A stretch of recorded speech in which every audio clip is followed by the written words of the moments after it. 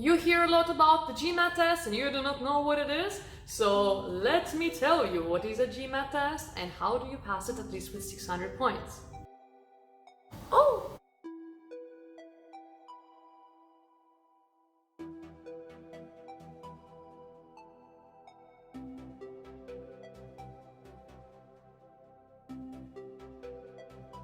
Hi everybody, this is me again. My name is Yana Immis and I am helping international students to get admission in German universities.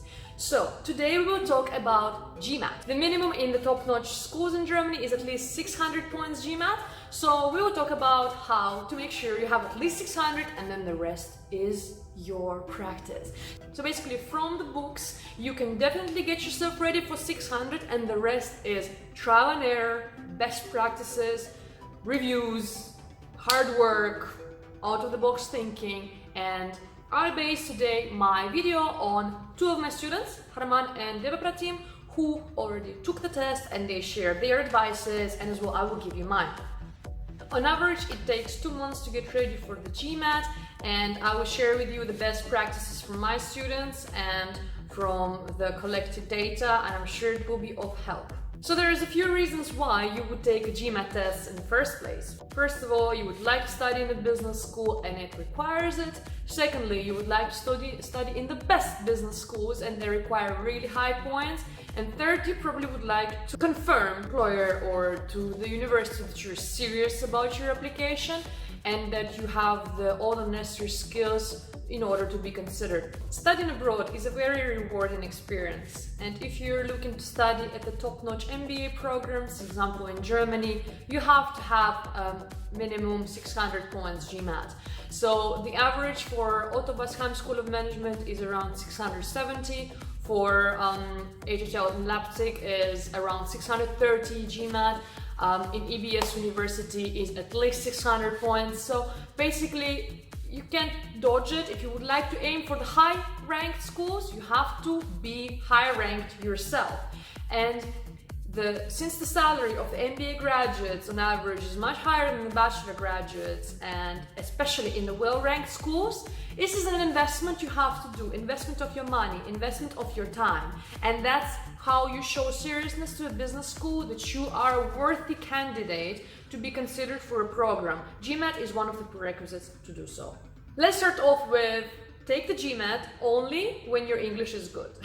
Because this is a test in English, it's a very complicated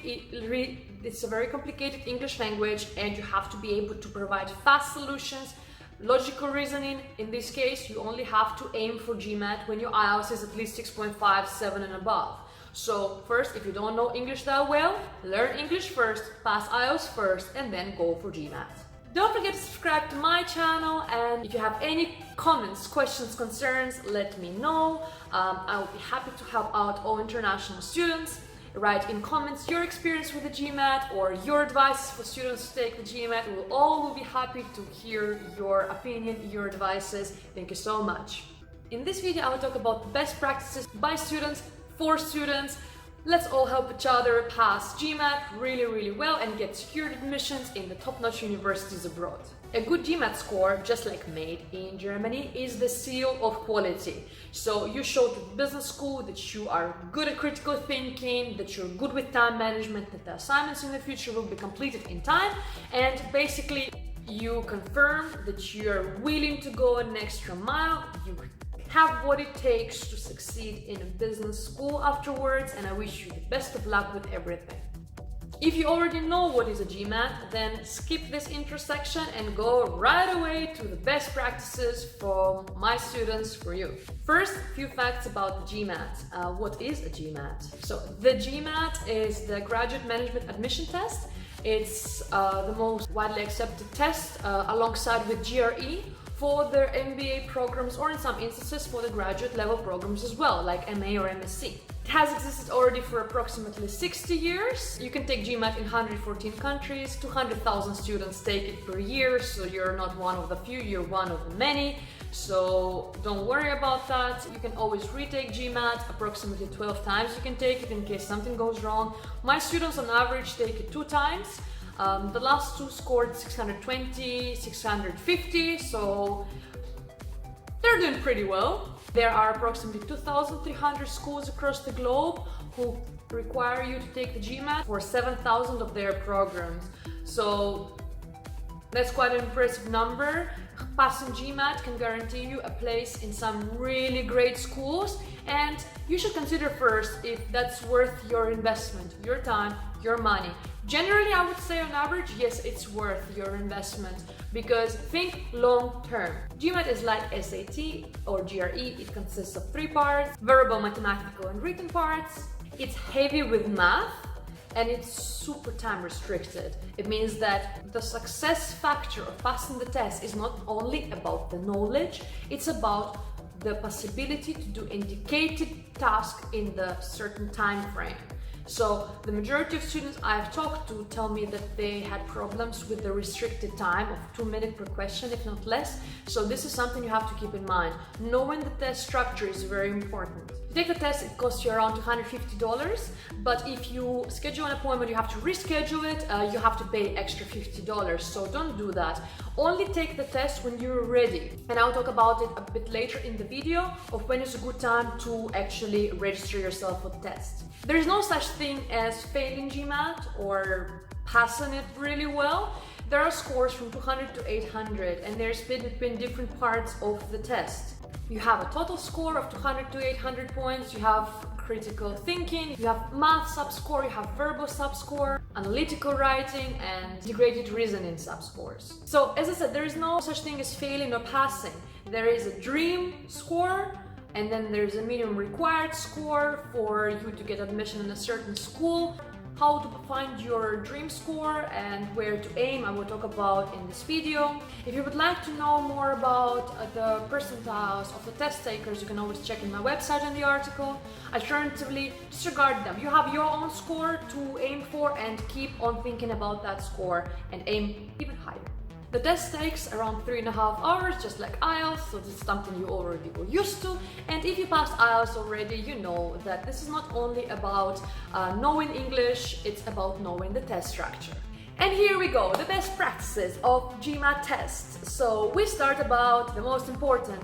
GMAT is about time, and GMAT is about test structure. If you know these two, you're already 20% past the success. You're 20% more successful than the rest of the students. How do I know if I'm ready for the GMAT test? Why don't you take a trial right now to see where you stand? Don't get demotivated, it's just a matter of time. So download, find the test, take the trial version, and let me know where you stand. So this way you know where you lack your knowledge, and this is the good starting point. If you're a fresh graduate from high school, take it. It's advisable to take the GMAT test as early as possible. If you're a fresh high school graduate, you're totally fine, because the majority of the math tasks in GMAT are actually from the high school. So if you're serious about taking GMAT and you took your mock test today, get used to taking the mock test every 2 weeks, and the closer to the admission date of the GMAT test, the more frequently your mock test should be. Once per week, and then once per 3 days, the closer to the date of the exam. The second important point, how do I set a desired GMAT score? Well, you should always aim high. This is the practice I always tell all my students.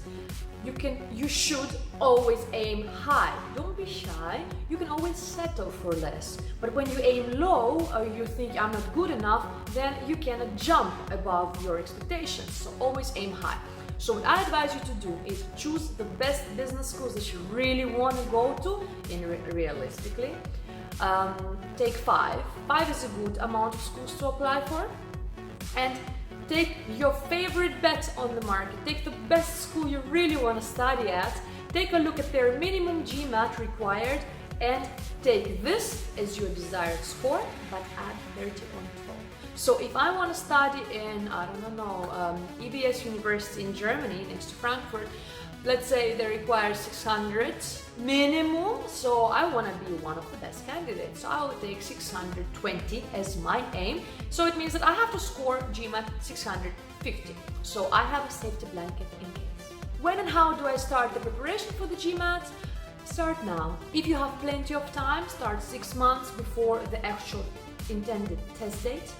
The intended test date should be at least a month before final offer letter for university, so make sure to have your timing set for the visa, for the blocked account, for the university admission offer letters.